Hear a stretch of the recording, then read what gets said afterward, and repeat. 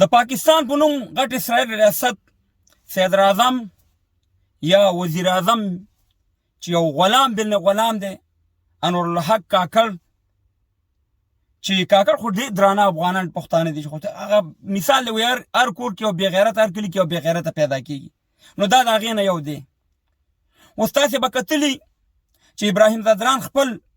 مین اف د میچ د افغانستان کډوالو ته ورکړی او کله چې موږ د پاکستان میچ وګټلو خو په دغه مقابل کې دا بن غلام چې شی وایي راځئ زه ورباندې دې خبرې اورم بیا سره خبرې کوو. अगर हमने ये मैच जीता होता तो मैं man of the match request करता कि उसको डेडिकेट करते उन तमाम लॉ एनफोर्समेंट प्लेयर्स को जो इन लोगों को वापस भिजवा रहे हैं. د ابراهیم ځدران خبرو ته د پاکستانی صدر اعظم غبرګون وایي که موږ دا لوبه ګټلې وای نو جایزه به مو هغه ځواکونو ته ډالۍ کړې وه چې افغان کډوال له پاکستانه وباسي. نور معلومات هم دې ویډیو کې وګورئ او د ویډیو تر کتلو وروسته واورېدې د دې بې غیرته خبرې چې موږ کله د پاکستان نه میچ وګټلو په نړیوال جام کې نو زموږ او ستاسې اتل قهرمان ابراهیم ځدران خپل مین اف د میچ کوم ایوارډ شو هغه خپل هغه افغانانو ته چې د پاکستان دغه دهشتګر غټ اسرائیل ریاست ورسره ظلم کوي وحشت ورسره کوي او وطن ته لیږي هغې ته ورکړو د هغې په نوم یې کړو مګر تاسې به کتلي چې څو ورځې مخکې د پاکستان چې کله میچ وګټلو محمد رضوان خپل مین اف د میچ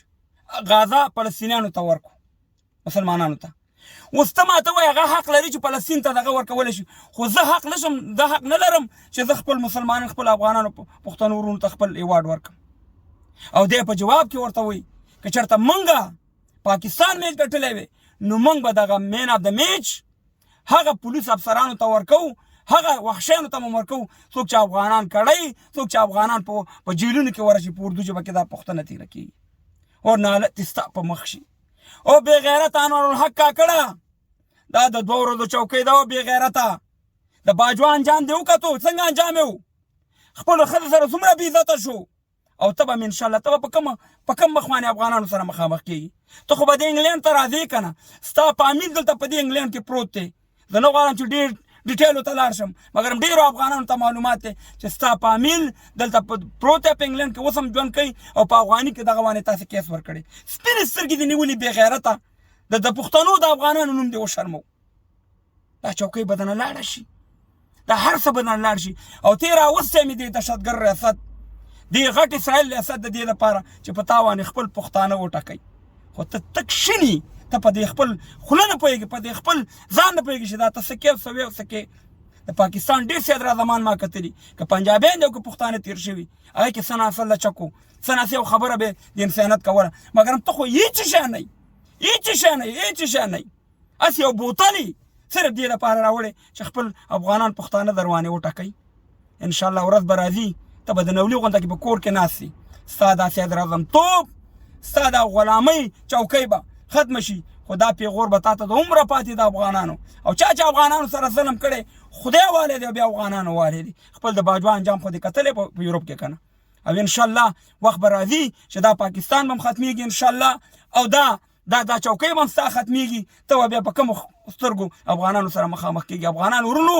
په یو میش باندې څومره اور پې بل دی یعنې همیشه لپاره دی غواړي چې موږ د پاکستان غلامان وساتي موږ بې عزته کړي موږ ته توهین وکړي چې دا 50 کاله تاسې وګوره کوم تجارت او بزنس یې په موږ وکړو چې اوس ګټه نشته دی وایي افغانان دهشتګرد دي او دا دی واغه دي انشاءالله خپله حوصله به نه بیلو خپله مقاومت به کوو او خپله مبارزه به کوو د دې غټ اسرائیل په مقابل کې تر هغه پورې چې تر هغو پورې لوی افغانستان نه جوړ کړی او دا لنګمار هم پاټک باندې نه یې ورړولی او انور الحق کاکړه انشاءالله وخت به راشي دا خبرې به تا ته بیا دغه شان د شیشې غونډه کې ښکاري چې تا پښتنو سره کم عمل کړی دی او انشاءالله ته به د دې انجام ته رسیږي او انشاءالله ته به دا ستا ژوند چې دی دا به د ذلیل ژوند دی د بې غیرتۍ ژوند تېرې او یو بې غیرته سړی دا سترګې دي والله چې د بې غیرتانو دي والله کې تا کې نه پښتو شته نه افغانۍ شته نه انسانیت شته نه حالت یې په تا ستا په دې چوکۍ باندې چې د غلامۍ په چوکۍ ناست د افغانانو په مقابل کې استعمالېږي